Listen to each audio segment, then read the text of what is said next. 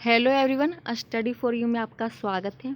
अभी मैंने ये वीडियो रिकॉर्डिंग कर लिया था, लेकिन उसमें वॉइस ही नहीं मेरी आई। तो मैंने 45 मिनट का वीडियो अपलोड किया था, जिसमें कि एक एक चीज़ मैंने इतने अच्छे से बताया था कि क्या बताऊं। लेकिन अफसोस कि वो उसमें मेरा आवाज़ ही नहीं आया। तो मुझे दोबारा से ये वीडियो रिकॉर्डिंग करना पड़ रहा है आप लोगों के लिए। इतना मैं मेहनत कर रही हूँ, तो आप मेरा सपोर्ट ज़रूर कीजिए। वीडियो को सब्सक्राइब, लाइक और शेयर ज़रूर कीजिए। तो हम आज फिर से दोबारा करेंगे। एनर्जी तो लॉस हो गई है, फिर भी दोबारा से स्टार्ट करेंगे हम। बहुत ही अच्छे से मैंने बताया था, मुझे अफसोस अभी तक हो रहा है। तो हम फिर से स्टार्ट कर लेते हैं, फिर से अच्छे से आपको बताते हैं, कोई बात नहीं है। तो ये हमारा बिहार दरोगा का है, जीके का बुक है, और इसमें सभी कुछ बिहार दरोगा से संबंधित पूरा चीज़ दिया हुआ, जो कि खान सर द्वारा लिखा गया है। इसमें कि 19 हल प्रश्न पत्र भी है और 10 प्रैक्टिस सेट भी है। और इसमें हमें पढ़ने के लिए बिहार जीके, भूगोल, इतिहास, कला एवं संस्कृति, राज्य व्यवस्था, अर्थव्यवस्था, समान विज्ञान, पर्यावरण, कंप्यूटर विविध, सब कुछ है। और ये बुक यकीन मानिए बहुत ही अच्छा है और बहुत सरल भाषा में खान सर ने इसे बताया गया है। तो आपके लिए बहुत ही अच्छा वीडियो है, तो आप इसे पूरा देखिएगा और आपको अच्छे से एक एक चीज़ समझ में आएगा, तो आपको बुक पढ़ने में भी मज़ा आएगा। तो आप ये वीडियो को पूरा देखिएगा। तो ये हम स्टार्ट करते हैं बिना देरी के। इसमें प्रैक्टिस सेट भी है 10 और हल प्रश्न पत्र भी है। तो आपको ये करना है तो आप कमेंट करके बताइएगा। लेकिन आज हम प्राचीन भारत का इतिहास देखेंगे, जो कि आप में से एक ने कमेंट किया था कि प्राचीन भारत का इतिहास पढ़ाइए। तो हम प्राचीन भारत का इतिहास ही देखेंगे। इसमें देखिए, विश्व का इतिहास है, भारत का इतिहास, भारतीय राजनीति, भूगोल का, विश्व का भूगोल, भारत का भूगोल, अर्थव्यवस्था, सामान्य विज्ञान, कंप्यूटर विविध, सामान्य विज्ञान, सब है। तो विश्व का इतिहास स्किप कर रहे हैं हम। अगर आपको विश्व का इतिहास भी देखना है तो कमेंट करके बताइएगा, हम उसे भी करवा देंगे। और ये हमारा बिहार दरोगा का 2008 से 2022 तक जितने भी प्रीवियस क्वेश्चन है सारे सॉल्व करके दिया गया है, और उसका पूरा डिस्कशन भी दिया गया है। और इसमें 10 हमारा प्रैक्टिस सेट भी दिया गया हुआ है। तो आइए हम बिना देरी के स्टार्ट करते हैं। थोड़ा सा इसमें सर ने बताया कि किससे ज़्यादा क्वेश्चन पूछा जाता है। देखिए, इसमें बताया गया कि हिस्ट्री में 17% पूछा जाता है, ज्योग्राफी में से 13%, मिसलेनियस से 8%, इकोनॉमिक्स से 4%, करंट अफेयर से 15%। तो करंट अफेयर देखिए आपको लिए बहुत इंपॉर्टेंट है, 15% सिर्फ करंट अफेयर से पूछा गया है।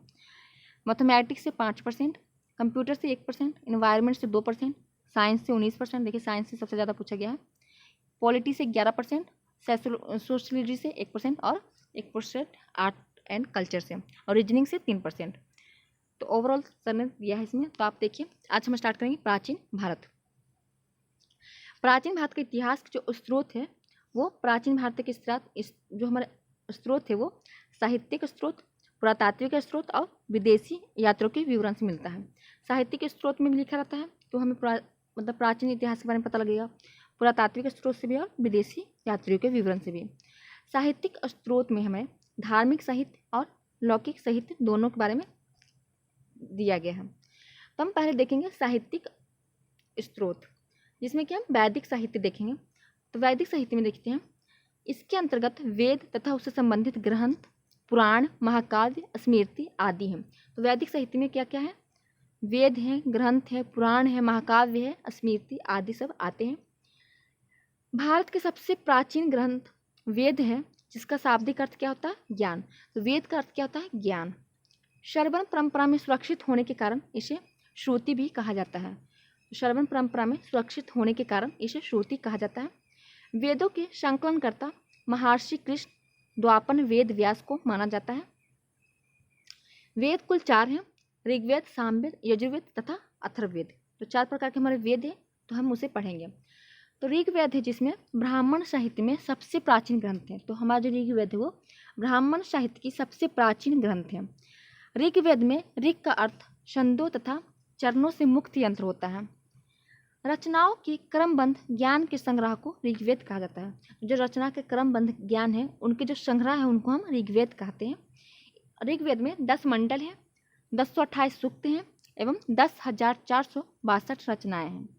वेद की जो पढ़ने के रचनाओं को पढ़ने वाले ऋषि को होर्त कहते हैं। जो वेद को रचना को पढ़ लेते हैं, हम उसे होर्त कहते हैं, जो कि ऋग्वेद में। और यजुर्वेद में हम अथर्व कहेंगे, तो आपको आगे देखने को मिलेगा। विश्वामित्र द्वारा रचित वेद ऋग्वेद के तीसरे मंडल में, जो विश्वामित्र द्वारा रचित गई है, ऋग्वेद के तीसरे मंडल में दिया है। सूर्य देवता को जो समर्पित है, सावित्री को समर्पित जो प्रसिद्ध मंत्र है गायत्री मंत्र, वो ऋग्वेद के तीसरे मंडल में दिए गए। ये क्वेश्चन बहुत बार पूछा हुआ है, तो आप इसे ध्यान दीजिएगा। इसके 9वें मंडल में सोम देवता का उल्लेख है। तो 9वें मंडल में सोम देवता का उल्लेख है। तो इसको मैंने आपको बताया था, सोम एक होता है पेयजल होता है, सोम मैंने नहीं पीना है, तो नो मतलब नो, तो नो सोम, तो सोम रस नहीं हमें पीना है, तो 9वें मंडल में है। अब इस तरह से ध्यान रख सकते हैं, हमें बस याद करने का कोई भी उपाय होना चाहिए। बाद में जोड़े गए 10वें मंडल में पहली बार शूद्रों का उल्लेख किया गया है।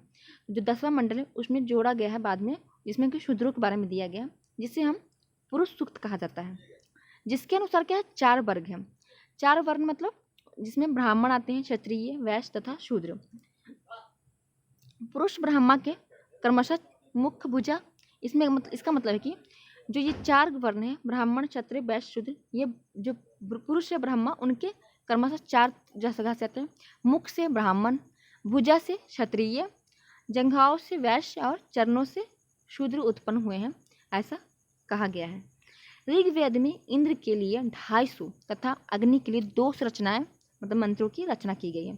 तो आप ध्यान दीजिए, सबसे ज़्यादा इंद्र के लिए जो कि 250 और अग्नि के लिए 200 रचनाओं की मंत्रों की रचना की गई है। तो ये क्वेश्चन भी बहुत बार पूछा हुआ है। वामनावतार, आपको पता होगा वामनावतार में 3 पग होते हैं, जिससे 3 पग को मांगते हैं, तो 3 पग में 3 लोग मांग लेते हैं, विष्णु भगवान जी होते हैं, जिसका वामनावतार होता है उनका। तो उसमें दिया गया कि वामनावतार के 3 पगों के जो आख्यान है वो प्राचीनतम स्रोत ऋग्वेद में ही है। नेक्स्ट हमारा है यजुर्वेद। यजुर का अर्थ होता है यज्ञ। तो यजुर मतलब यज्ञ, तो इसमें हमें यज्ञ के विधि विधान और नियम के बारे में बताया गया है। तो देखते हैं, यजुर्वेद में यज्ञों के नियमों एवं विधि विधानों का सांकलन मिलता है। तो हाँ, यजुर का मतलब यज्ञ, तो यज्ञों के बारे में हमें जानकारी मिलेगा। वैदिक मंत्रों के संग्रह यजुर्वेद में बताए गए हैं। जो वैदिक मंत्र हैं उनके जो संग्रह है वो हमें यजुर्वेद में बताए गए हैं। यह वैदिक अनुष्ठान से संबंधित है।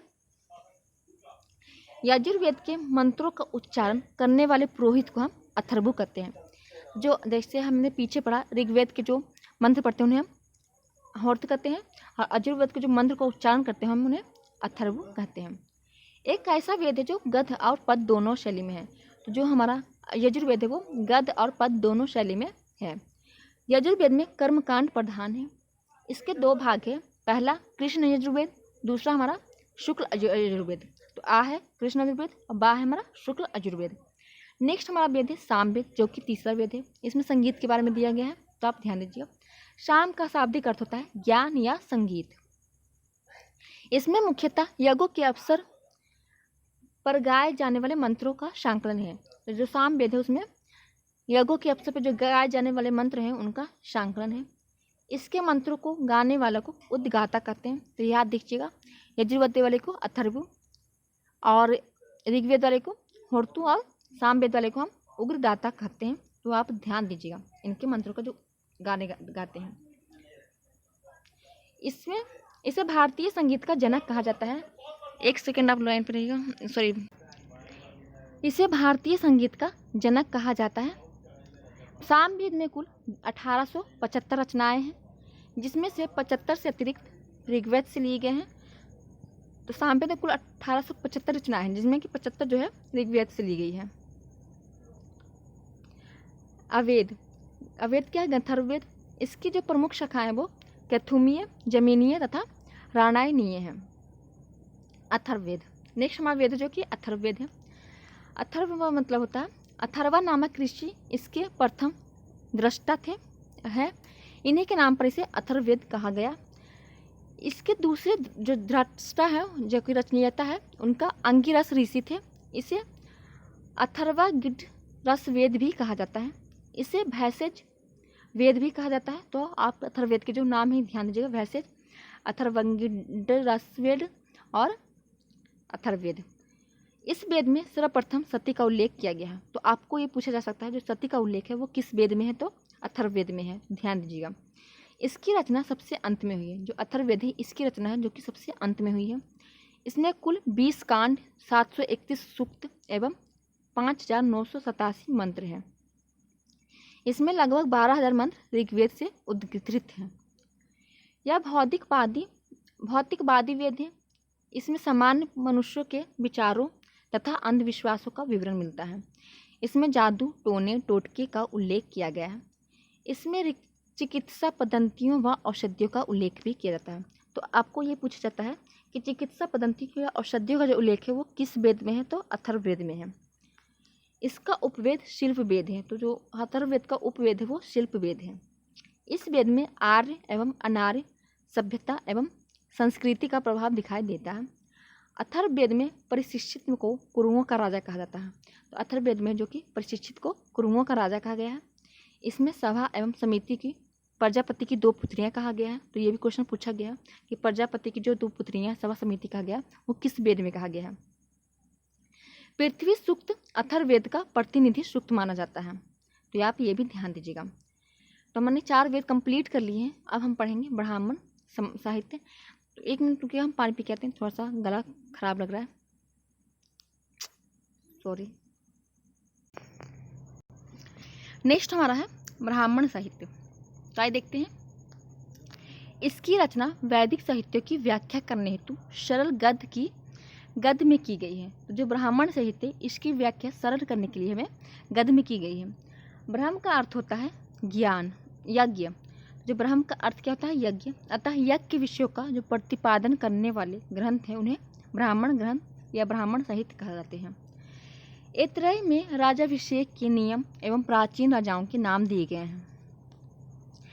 शतपथ ब्राह्मण में गांधार, शाल्य, कैकेयी, कुरु, पंचाल, कौशल, विदेह आदि राजाओं के नाम का उल्लेख है। आइए देखते हैं ब्राह्मण ग्रंथ। तो ब्राह्मण ग्रंथ में हमारे 4 वेद हैं और ब्राह्मण ग्रंथ कौन कौन से हैं वेद के, तो आइए देखते हैं। तो वेद के ही ब्राह्मण ग्रंथ में विभक्त हैं, तो आप ध्यान दीजिएगा। जो ऋग्वेद है वो ऐतरेय एवं कौशिक की ब्राह्मण ग्रंथ है, जो कि ब्राह्मण ग्रंथ है। वेद है यजुर्वेद और उसके ब्राह्मण ग्रंथ है शतपथ एवं तैत्तिरीय ब्राह्मण। साम वेद है जो कि वेद है और उसका जो ब्राह्मण ग्रंथ है वो पंचविश ब्राह्मण, इसे तांतीय ब्राह्मण भी कहते हैं। अथर्ववेद में गोपथ ब्राह्मण है जो कि ब्राह्मण ग्रंथ है।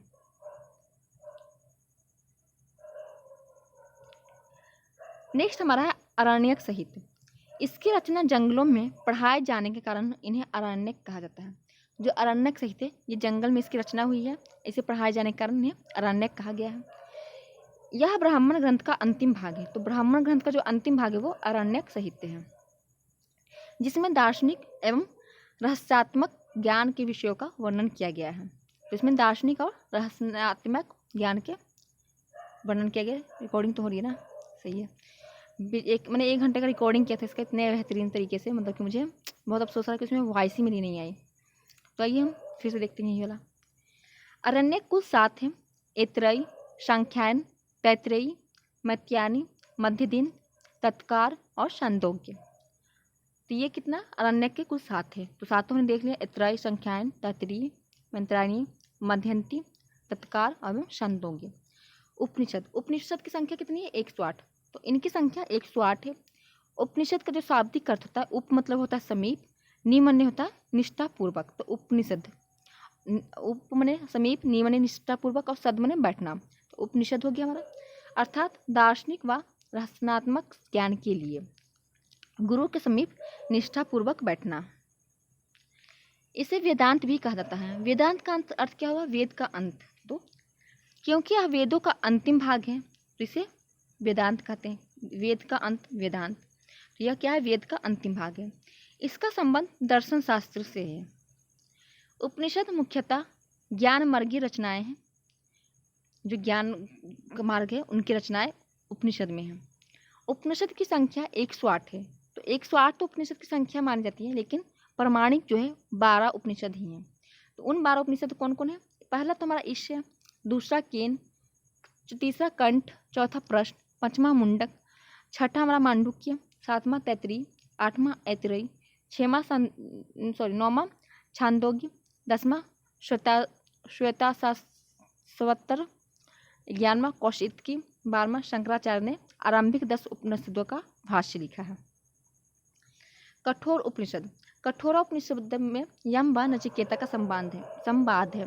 तो ये क्वेश्चन पूछा गया है कि यम और जो नचिकेता का जो संवाद है वो किस उपनिषद में है, तो कठोर उपनिषद में है। छांदोग्य उपनिषद में बौद्ध धर्म का पंचशील सिद्धांत व श्री कृष्ण का प्राचीनतम उल्लेख मिलता है। तो इसे पूछा जा सकता है कि आपको बौद्ध धर्म का जो पंचशील सिद्धांत है और श्री कृष्ण का प्राचीनतम उल्लेख है वो किस उपनिषद में मिलता है? तो छांदोग्य उपनिषद में। भारत का राष्ट्रीय आदर्शवाद जो कि सत्यमेव जयते है, आपको पता ही है, वो किस उपनिषद से लिए गए थे? मुंडका उपनिषद से। तो ये क्वेश्चन बहुत बार पूछा है बहुत से एग्जाम्स में। ये बुक अगर आप पढ़ लेंगे तो आपको जीके से 90% है कि क्वेश्चन आपको नहीं छूटेगा, क्योंकि बहुत अच्छा ही बुक लिखा है खान सर ने। तो मुझे तो बहुत पसंद आया। आपको मेरा वीडियो देख के बताइएगा आपको इस बुक में क्या मतलब कि कितना अच्छा लगा और आपको समझ में कुछ आया कि नहीं। तो हम देखते हैं भारत का जो राष्ट्रीय आदर्शवाद के सत्यमेव जयते वो मुंडक उपनिषद से लिया गया है। जावलो उपनिषद में चारों आश्रम व्यवस्था का उल्लेख है। तो जो चारों हमारा आश्रम है, चारों धाम नहीं सॉरी चारों आश्रम, जो कि हमारा ब्राह्मण जीवन है, गृहस्थ जीवन है, वर्ण जीवन है, सन्यासी जीवन है, जो चार आश्रम के बारे में बताया गया वो जावलो उपनिषद से लिया गया है।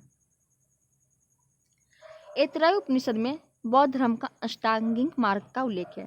तो बौद्ध भगवान ने अष्टांगिक मार्ग दिया था, मतलब 8 मार्ग बताए थे, तो वो उपनिषद ऐतरेय में है। वेदारण्यक उपनिषद में अहम ब्राह्मीसिक पुनर्जन्म का सिद्धांत एवं याज्ञवल्क्य गग्री संवाद का वर्णन किया गया।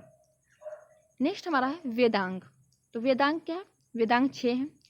तो वैदिक साहित्य को, जो वैदिक साहित्य उनको समझने हेतु वेदांग की रचना की गई है। इनकी संख्या कितनी है? तो वेदांग की संख्या 6 है। सब एक दूसरे से रिलेटेड है, आप ध्यान दीजिएगा। तो वेदांग की संख्या कितनी? 6। इसमें शिक्षा है, कल्प है, व्याकरण है, निरुक्त है, छंद है और ज्योतिष है। तो शिक्षा की जो वेदांग की रचना की गई की, तो शिक्षा में क्या? वैदिक स्वरों के शुद्ध उच्चारण हेतु शिक्षा का निर्माण हुआ। कल्प में क्या? ये ऐसे कल्प या सूत्र होते हैं जिनमें विधि एवं नियम का उल्लेख है। तो विधि और नियम का उल्लेख कल्प में है। व्याकरण में इसमें नामों एवं धातुओं की रचना, उपसर्ग एवं पर्यटक के प्रयोग, समासों एवं संधि आदि के नियम बताए गए हैं। तो आप व्याकरण पढ़े होंगे तो ये सब के बारे में आपको पता जानकारी होगा ही। निरुक्त में क्या है? शब्दों की उत्पत्ति का शास्त्र, यह एक प्रकार का भाषा विज्ञान है। जो निरुक्त है वो शब्दों की उत्पत्ति का शास्त्र है और यह एक प्रकार क्या है? भाषा विज्ञान है। छंद क्या है? वैदिक मंत्र प्राय छंदबद्ध है। छंद शास्त्र एवं पर पिंडगल मुनि का ग्रंथ शब्द सूत्र उपलब्ध है। ज्योतिष किस हुआ जो हमारा वेदांग में? तो इसमें ज्योतिष शास्त्र के विकास को दिखाया गया है। ज्योतिष में कुल 44 श्लोक है। सबसे प्राचीनतम जो आचार्य मगध मुनि का है ज्योतिष में श्लोक जो है। नेक्स्ट हमारा है सूत्र। तो आइए देखते हैं सूत्र क्या है। वैदिक साहित्य को अक्षुण्ण बनाए रखने के लिए सूत्र साहित्य का परिवर्णन किया गया है। ऐसे सूत्र जिसमें विधि और नियमों का प्रतिपादन किया गया है कल्प सूत्र कहलाते हैं। कल्प सूत्रों के 3 भाग हैं। स्रोत सूत्र जो कि यज्ञ संबंधित नियम है। स्रोत सूत्र में यज्ञ से संबंधित नियम है।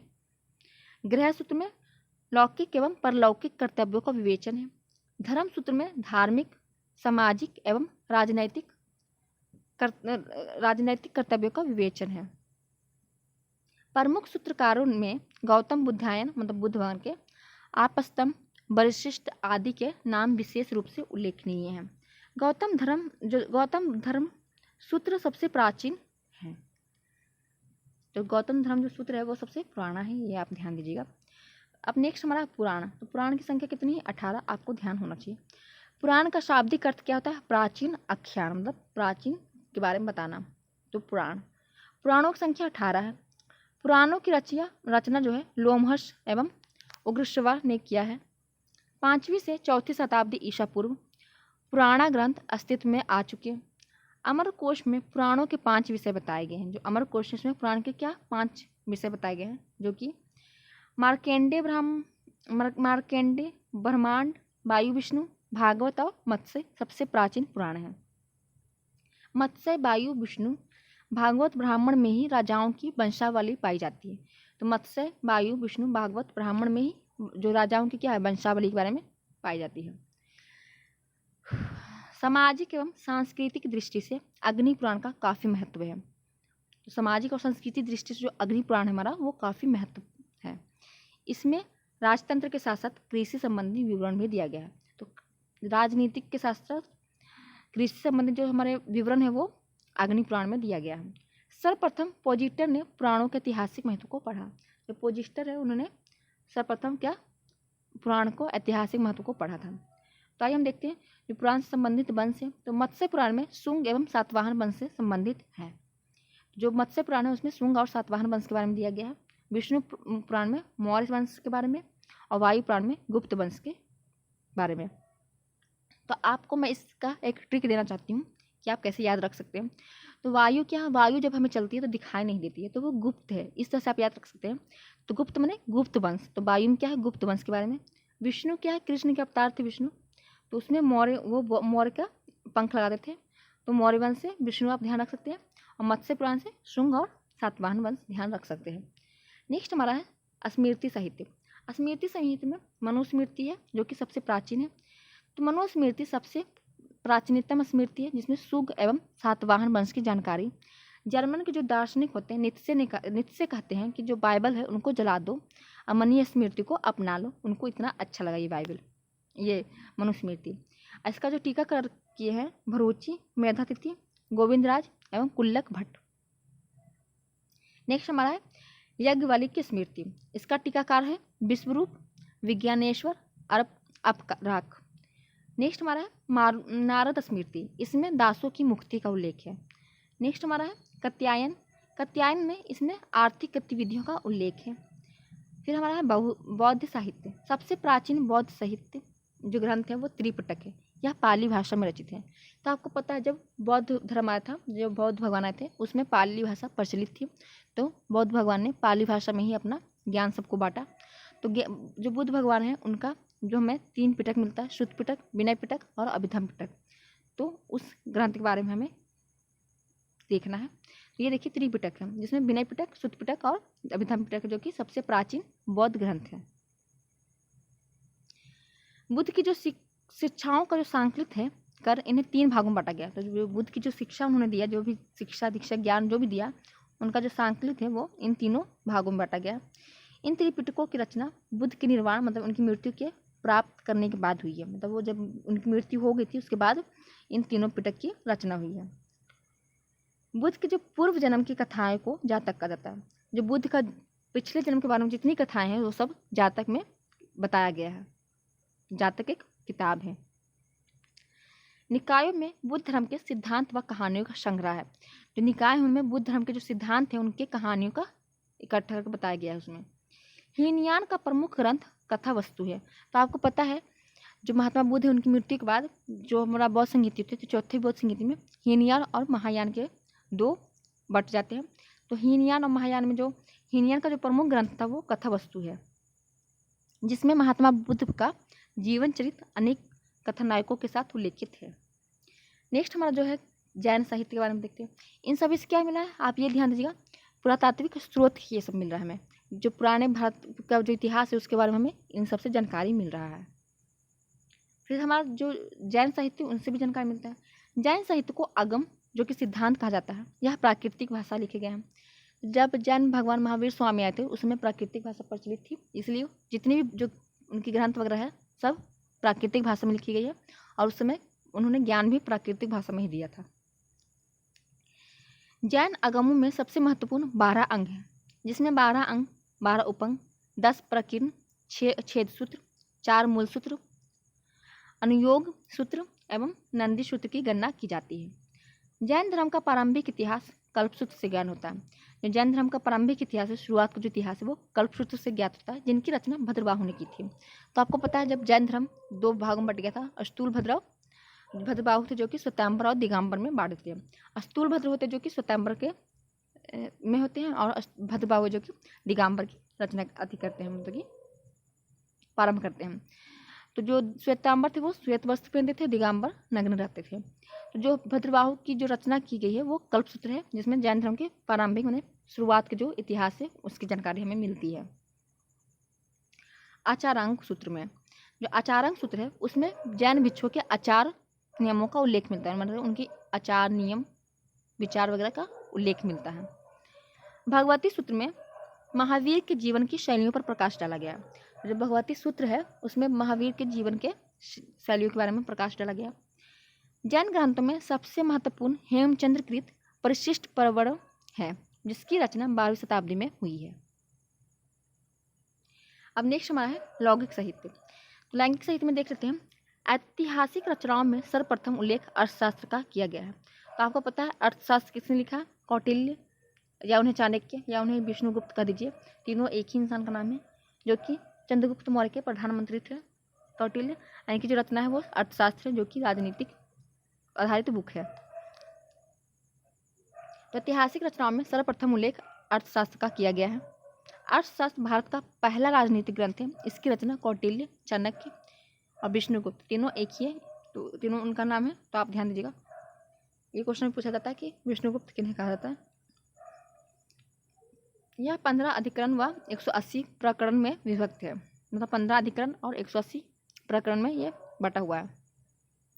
यह मौर्यकालीन इतिहास व राजनीतिक के ज्ञान के अर्थशास्त्र पर एक महत्वपूर्ण ग्रंथ है। तो यह क्या है? मौर्यकालीन इतिहास का राजनीतिक ज्ञान के अर्थशास्त्र का एक महत्वपूर्ण ग्रंथ है, क्योंकि जो चाणक्य वो तो चंद्रगुप्त मौर्य के प्रधानमंत्री थे।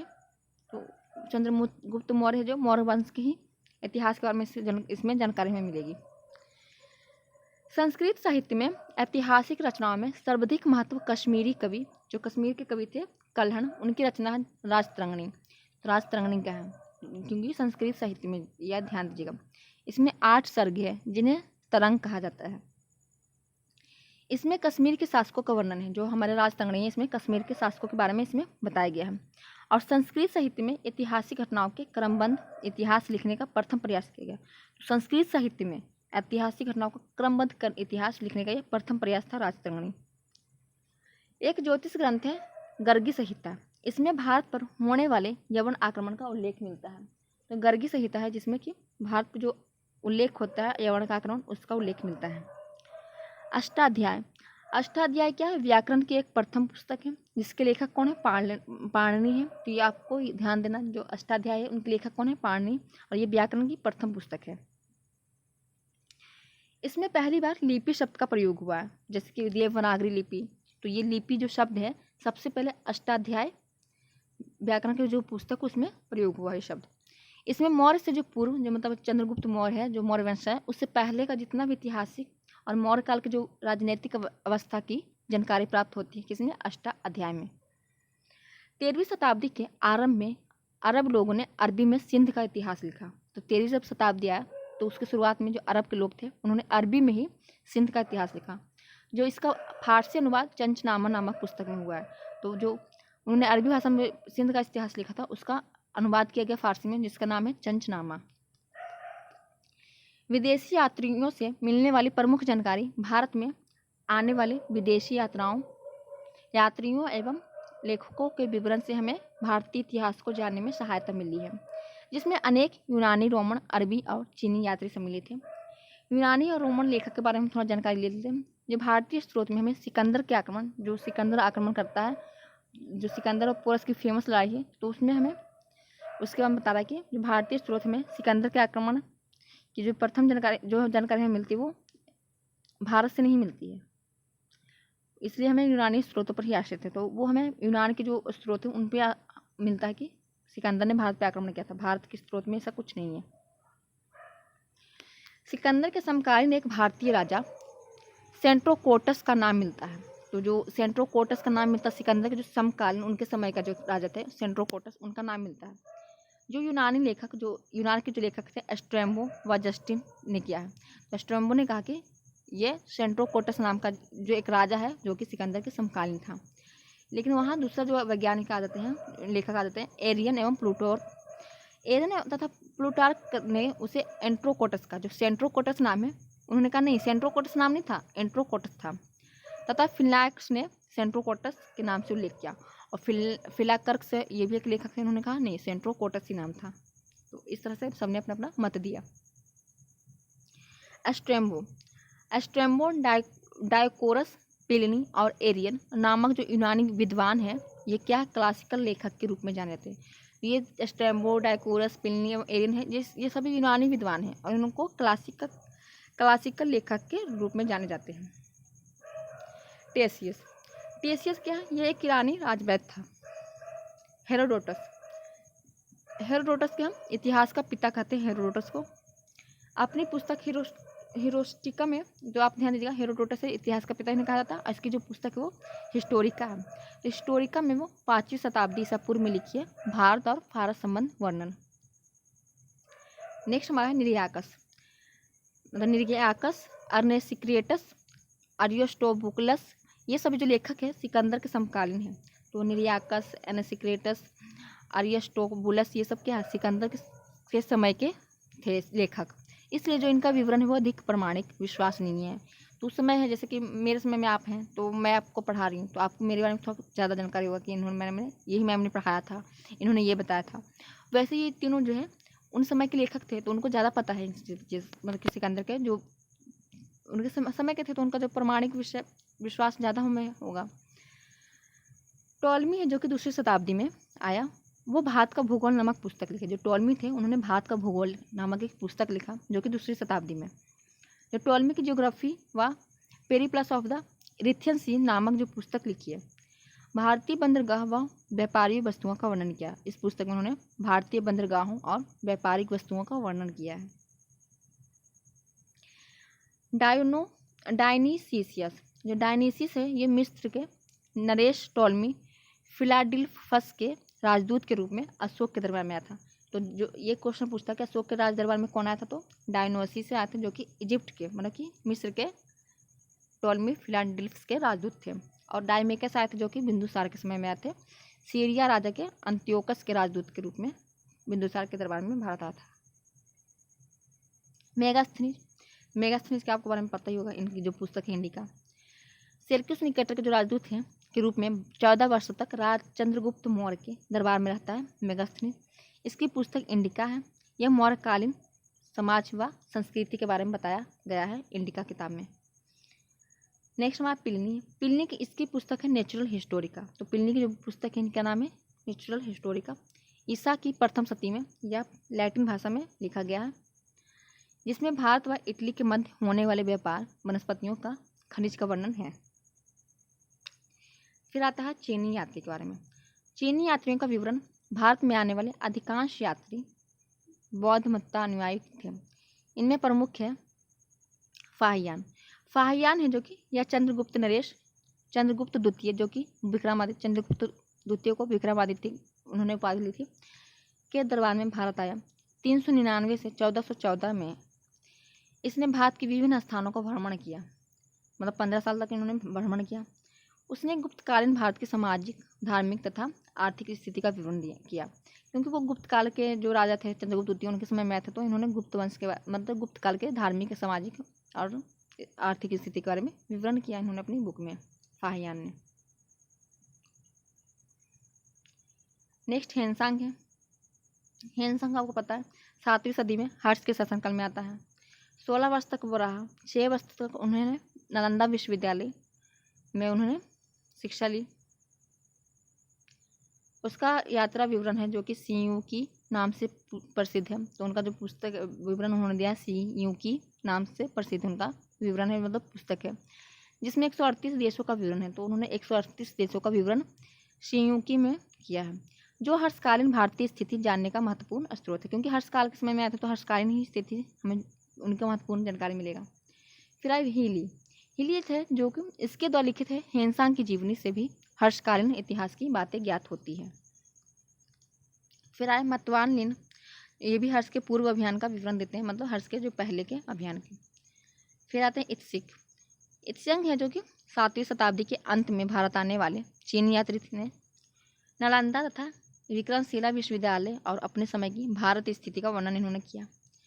शायुगण यह 518 में भारत आया। अपने 3 वर्षों की यात्रा में बौद्ध धर्म की प्राप्तियां एकत्रित की। कौन? शायुगण। ये सब क्या? चीनी यात्री हैं। फिर नेक्स्ट हमारा है अरबी लेखक। तो हम ये सब लेखक के बारे में क्यों पढ़ रहे हैं? क्योंकि इन सब के जो बुक है उनसे हमें पुरातात्विक स्रोत मिलते हैं, जो हमें पुराना इतिहास है उनके बारे में हमें जानकारी मिलता है, प्राचीन इतिहास के बारे में। अब अरबी लेखक आए, उसमें अलबरूनी थे। अलबरूनी जो है 11वीं शताब्दी में महमूद गजनवी के साथ भारत आता है।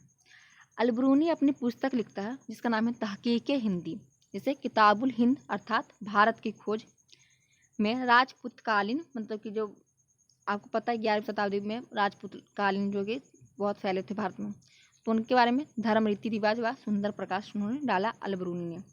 अलबरूनी एक तो महमूद का क्या था, बंदी बनाया गया था, एक यह महमूद का बंदी था, लेकिन बाद में इसकी योग्यता से इनको प्रभावित होकर उसे राज का ज्योतिष बना दिया गया। नेक्स्ट हमारा है सुलेमान। सुलेमान का पता है 9वीं शताब्दी में भारत आया और तत्कालीन उस समय जो तत्कालीन प्रतिहार शासक थे उनके पाल शासकों के विषय में उन्होंने लिखा। अलमसूदी 10वीं सदी में बागदादी यात्री अलमसूदी भारत में आया। यह राष्ट्रकूट व प्रतिहार शासकों की जानकारी देता है, उसके समय में आया तो उन्होंने उसकी जानकारी दी। नेक्स्ट हमारा इब्न बतूता इसने अपना यात्रा वृत्तांत अरबी भाषा में लिखा। तो इब्न बतूता है इन्होंने अपनी अरबी भाषा में लिखी बुक रिहाला, जिसे रिहाला कहा जाता है।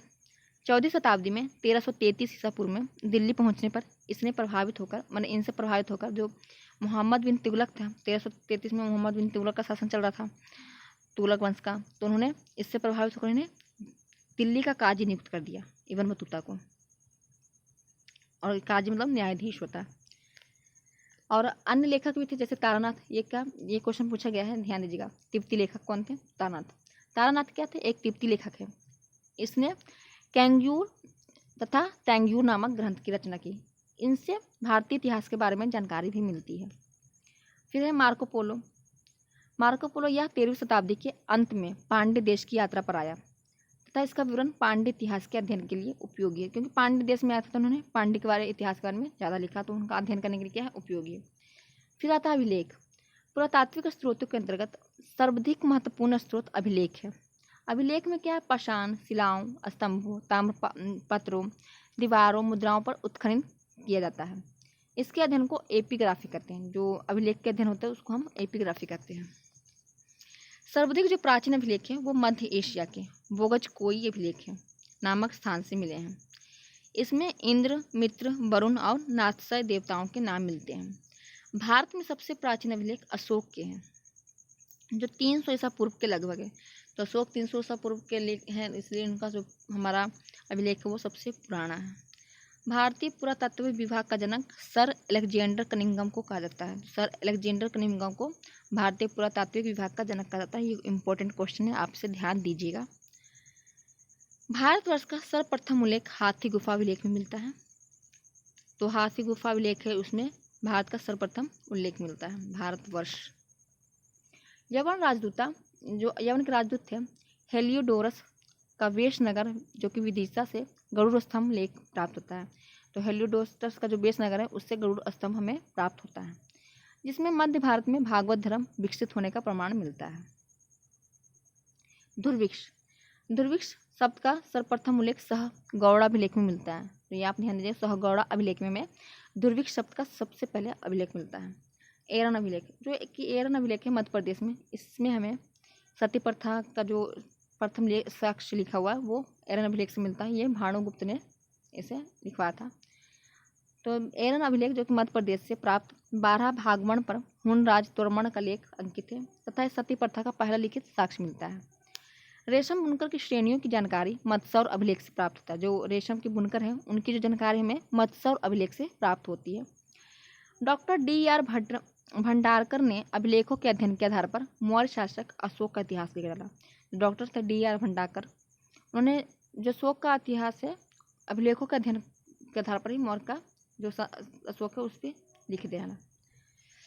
आइए हम देखते हैं अब अभिलेख और शासक एवं अभिलेख की विशेषताएं। तो हाथी गुफा अभिलेख है जो कि तिथि रहित अभिलेख है। इसे कलिंग राजा खारवेल ने बनवाया था या लिखवाया था, जो भी कह सकते हैं। जूनागढ़ अभिलेख है जो कि रुद्रदामन से संबंधित है, जो कि गिरनार अभिलेख है। सुदर्शन झील के बारे में जानकारी मिलता है हमें जूनागढ़ अभिलेख से। नासिक अभिलेख है, इसमें गौतमी, बलश्री तथा सातवाहनों की उपलब्धियां मिलती है। प्रयाग स्तंभ अभिलेख में समुद्रगुप्त इनकी दिग्विजयों की जानकारी हमें मिलती है। एहलो अभिलेख है जो कि पुलकेशिन द्वितीय से संबंधित है। मंदसौर अभिलेख में मालवा नरेश यशोवर्मन जो कि रेशमन बुनकर की श्रेणियों की जानकारी देता है, हमने अभी पीछे भी देखा। ग्वालियर अभिलेख में प्रतिहार नरेश भोज के बारे में है। भीतरी एवं जूनागढ़ अभिलेख स्कंदगुप्त ने बनवाया, इसमें हुनों पर विजय उन्होंने किया उसका विवरण दिया गया है।